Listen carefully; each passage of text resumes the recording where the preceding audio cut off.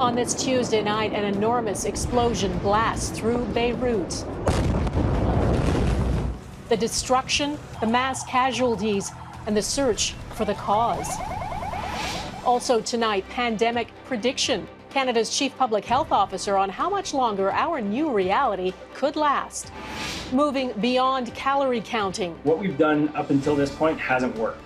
The new guidelines on treating obesity and why it should be considered a chronic disease. And a medical diagnosis more than 70 million years in the making. What dinosaurs and humans have in common. Global National with Donna Friesen. The destruction is overwhelming. This is the port in Lebanon's capital, Beirut. Rubble everywhere. Buildings blasted open, vehicles flipped and smashed. Those caught in it, those who survived, dazed and bloody.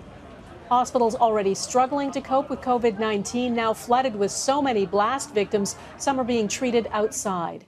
Officials say at least 78 people are known to have died and almost 4,000 are injured. The Red Cross has put out an urgent appeal for blood donors. Lebanon has a history of conflict and of bombings.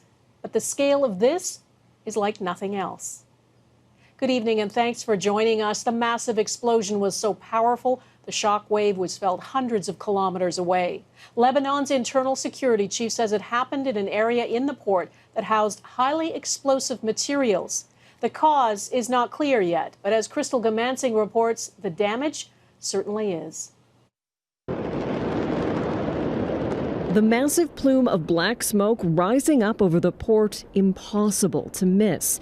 Mixed into that smoke, flashes of light, believed to be fireworks going off. Even those in cars during the evening rush hour grabbed their phones to record the dramatic scene. But no one was prepared for what came next.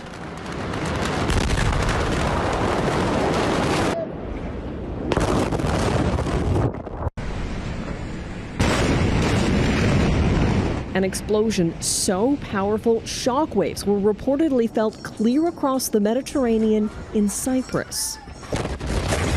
The glass shattered all over the cars around us, the buildings, all the glass just went down. It was raining glass all over the city of Beirut. Images show buildings far from the explosion site destroyed. Many people were caught on the roads, unsure of what to do next. My car's down there, he says. It rolled over. I think this injury was because of the glass. Lebanon's prime minister said the nation is suffering and called on friendly neighboring countries for support. Faced with a major economic crisis and the strain of the COVID-19 pandemic, Lebanon's health system is itself ailing and now struggling to keep up with the thousands of injured people caught up in the explosion. This woman says we thought it was a container in the port that was on fire and they weren't able to put it out. A few seconds later, we were flying through the air. Exactly what happened is unknown. One security official says the source of the blast was a building at the port where explosive material was kept. Wednesday has been declared a national day of mourning. Crystal Goomansingh, Global News, London. It's not clear if there are any Canadians among the victims, though we know that nearly 11,000 Canadians are registered as being in Lebanon. Prime Minister Justin Trudeau has offered Canada's support to the country, tweeting absolutely tragic news coming out of Beirut. Canadians are thinking of everyone who has been injured and all those who are trying to locate a friend or family member or who have lost a loved one. We're keeping you in our thoughts and we stand ready to assist in any way we can.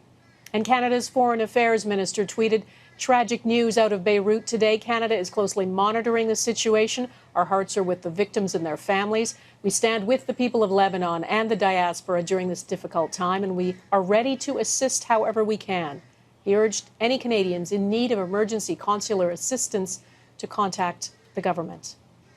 Before this explosion, Lebanon was already crippled by the worst economic crisis in years. Decades of political mismanagement, corruption, and overspending have accelerated in recent months to the point of economic collapse. The Lebanese pound has lost 80% of its value since last October. Pandemic restrictions have led to job losses, poverty, and despair. Unemployment is at 32%. Many parts of Lebanon only get 2 or 3 hours of electricity a day. Bread, a staple of the Lebanese diet, is in short supply because the government can't fund imports of wheat. The charity Save the Children estimates more than 900,000 people living in and around Beirut do not have enough money to buy food.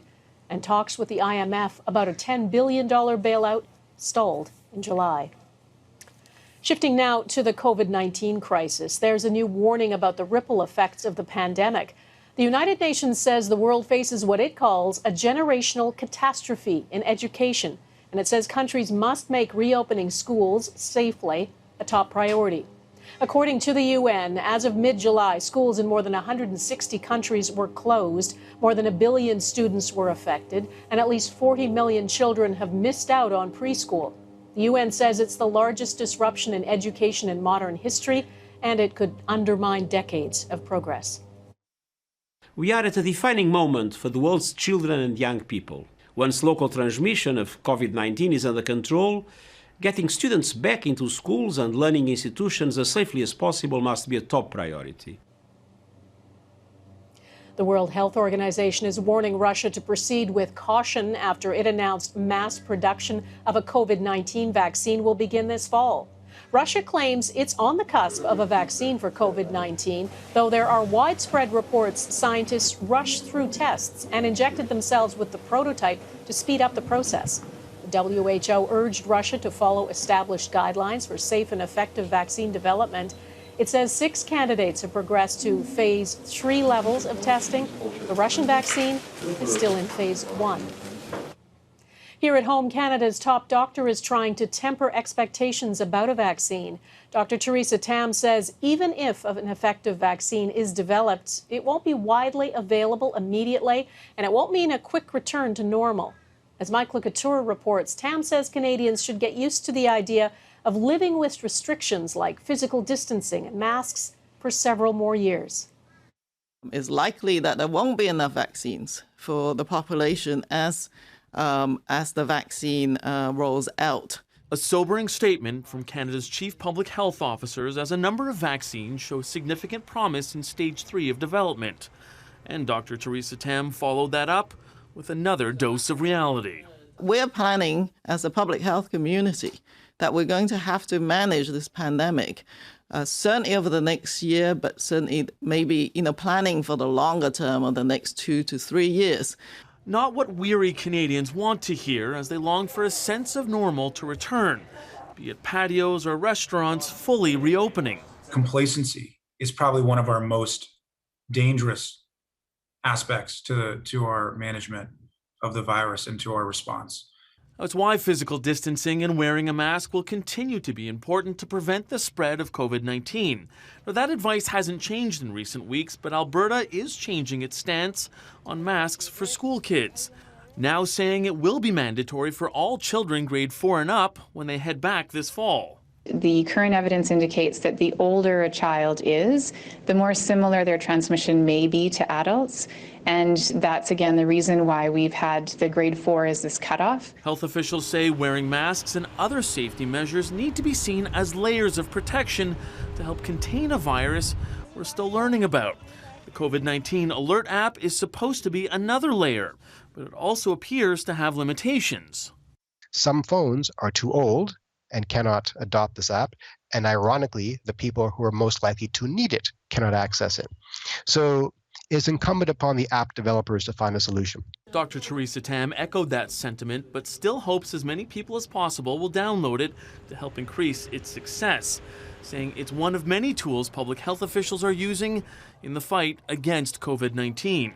Mike Couteur, Global News, Ottawa. And you can find more on Canada's long-term plans, including back to school, on our website. Some parents are forming pandemic pods in order to keep homeschooling their kids. That's at globalnews.ca/globalnational. The American president has further complicated questions about the Chinese-owned app TikTok. Donald Trump, who said he might ban TikTok, now says the U.S. Treasury should get a cut if an American firm takes over the app. The Chinese government is not happy about his threats.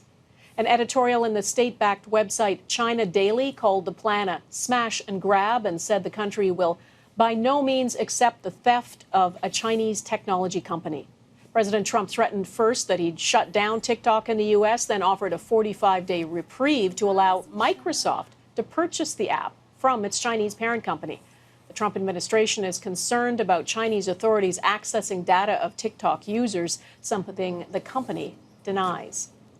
On the American East Coast tonight, tropical storm Isiah continues to pack a huge punch. It made landfall in North Carolina's coastline as a hurricane, and it's since been downgraded, but the storm has spawned tornadoes.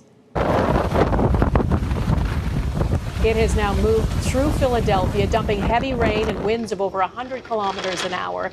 That downed trees and power lines and caused storm surges. 4 people have been killed, and there are fears that number could rise. One tornado hit this mobile home park in North Carolina, and there are also reports of tornadoes in New Jersey and Delaware. In South Korea, monsoon rains have drenched that country for 42 days now, the longest spell in 7 years.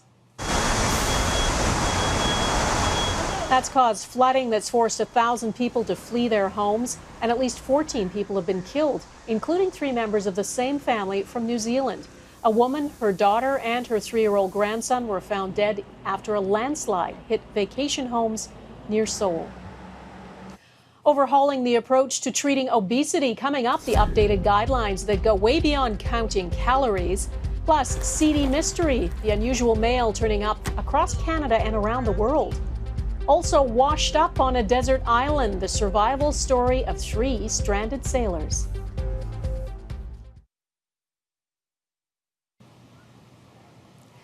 There's a big change coming to the way doctors in this country diagnose and treat obesity, and experts in the field say it's about time. New guidelines published today in the Canadian Medical Association Journal reflect substantial advances in the assessment and treatment of obesity and shift the focus toward improving health outcomes rather than weight loss alone. It's much more complex than just counting calories and getting more exercise. Experts say obesity is a complex chronic disease. And as Mike Drolet explains, the sooner that's recognized, the more people can be helped. What's the best way to reduce? Eat plenty or starve yourself? For as long as we've had ads, weight loss miracles have appeared to be just a pill away. And these yummy low-carb bars. Fad diets have come and gone, yet chronic obesity rates are rising. What we've done up until this point hasn't worked. We've tried and tried and tried for years to shame and blame people into losing weight. Ian Patton is one of those people. Before undergoing bariatric surgery 6 years ago, his heaviest weight was 360 pounds. Counting calories and dieting didn't work for him. And as someone who is researching obesity for his PhD, he knew what he was talking about. So it was a bit weird for me because as I was going through and doing my PhD and going to conferences and stuff and talking, trying to lecture about obesity, I was standing there at my absolute biggest and sickest. Until now, the Canadian guidelines have had doctors using BMI or body mass index as a way to calculate obesity, except BMI is deeply flawed because it only takes into account height and weight, ignoring everything that makes us unique, like muscle mass, race, and sex. For me to be considered healthy on the BMI scale, I'd have to lose 80 to 100 pounds. The new guidelines completely rethink how we address obesity. Counting calories has been replaced by a more detailed medical approach. There are now 3 pillars to treat obesity: weight loss medication, bariatric surgery, and cognitive behavioral therapy, which addresses the reasons behind a patient's weight gain. They're also declaring obesity a chronic relapsing disease, which the Canadian government has so far refused to do, and is critical for the way it's treated. Any approach to obesity has to be a long-term approach in the same way that other chronic diseases have to have long-term approaches. So there are no quick fixes, and hopefully the guidelines are going to get more people to realize this. And ultimately get more Canadians the medical help they need. Mike Drolet, Global News, Toronto. Seedy deliveries rooting out the mystery of these unsolicited packages.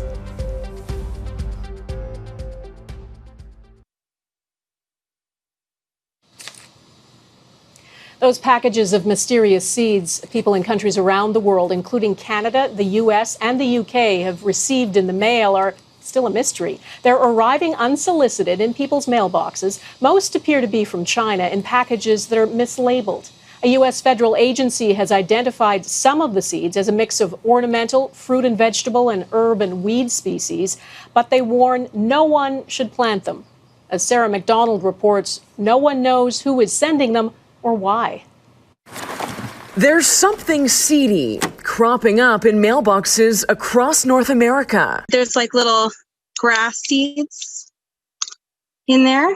And nobody seems to know exactly what's behind the unrelenting, unsolicited deliveries, landing on the doorsteps of thousands of unsuspecting people, like Natalie Dempsey of Alberta. I didn't know where it came from specifically, and I thought it was very suspicious, very odd. It's odd and highly suspect to officials on both sides of the border, too, with almost every province and most states reporting residents receiving packages containing mystery seeds. The small packets may look harmless, but experts warn this could be a scam or invasive species. We're not at the point that we can confirm anything yet. Of course, we are concerned. The Canadian Food Inspection Agency is urging citizens who receive unauthorized shipments like this to report it to their regional office. And while federal officials won't elaborate on the suspected origin of the packets, the U.S. Food and Drug Administration says most south of the border appear to be coming from China. If you find yourself on the receiving end of suspicious seeds, don't handle them, don't dispose of or compost them, and most importantly, don't plant them. They're a high-risk species for us because we don't know what they're there. And from what we've seen, there are actually quite a variety of seeds that have come in. As scientists work to dig up not only what the seeds consist of, but any substance they could be coated with, officials are investigating the intent of the senders. This is the package. It says it has jewelry. Who often deceive customs officials and recipients through mislabeling potentially malicious deliveries as everyday items. To have these mystery seeds being sent out, who knows? A little bizarre. With the seeds that should never sprout, already planting lingering questions. Sarah MacDonald, Global News, Vancouver. Next, the prehistoric patient behind the world's oldest known case of cancer.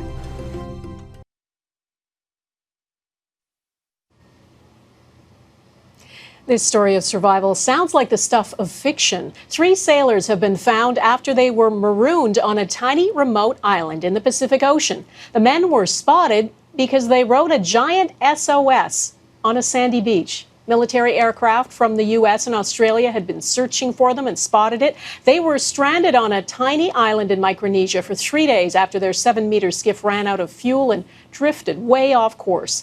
The Australian Defence Forces dropped off food and water for the men, and a Micronesian patrol boat is coming to get them. In an historic, or you could say prehistoric first, a dinosaur has been diagnosed with cancer. A team of Canadian researchers found evidence of bone cancer on a 76-million-year-old fossil.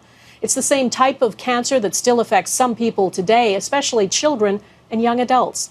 Heather Urix-West explains.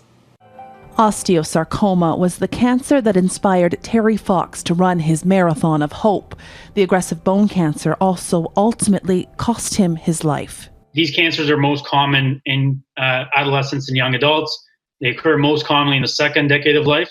Young adults are at an increased risk of this cancer because of how quickly their bones grow. It's something they have in common with these prehistoric beasts.